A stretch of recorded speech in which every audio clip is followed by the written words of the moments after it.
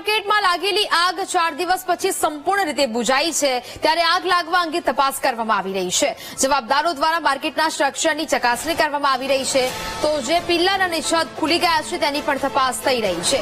જ્યારે કે SVNITના નિષ્ણાંતો તપાસ કર્યા પછી રિપોર્ટ તૈયાર કરશે. નિષ્ણાંતો 15 દિવસમાં સમગ્ર બિલ્ડિંગનો સ્ટ્રક્ચર સ્ટેબિલિટી રિપોર્ટ છે તે તૈયાર કરશે.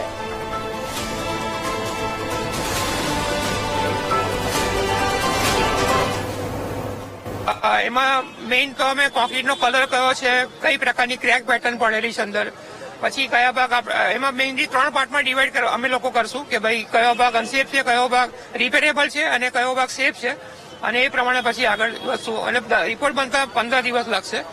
અને ટેસ્ટિંગમાં અમે રિબોર્ડ એમલ અલ્ટ્રાસોનિક એ બધા રિપોર્ટના આધાર લઈશું. અને કોન્ક્રીટનો કલર પણ, કોન્ક્રીટના કલર પરથી ખબર પડે કે કેટલું અંદર ડેમેજીસ છે.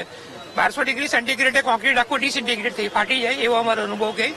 અને આરસીસીની અંદર સળિયા અને કોન્ક્રીટનું થર્મલ એક્સપાન્શન અલગ અલગ હોય, એટલે એ સળિયા બહાર આવવાની શક્યતા ઘણી વધી જતી હોય. એટલે આખું આ સાયન્સ છે. અને આ બધા ટેસ્ટિંગ કર્યા પછી આપણે 10 દિવસમાં 15 દિવસમાં અમે રિપોર્ટ આપશું, અને તે ફાઇનલ રિપોર્ટ હશે SVNIT માટે.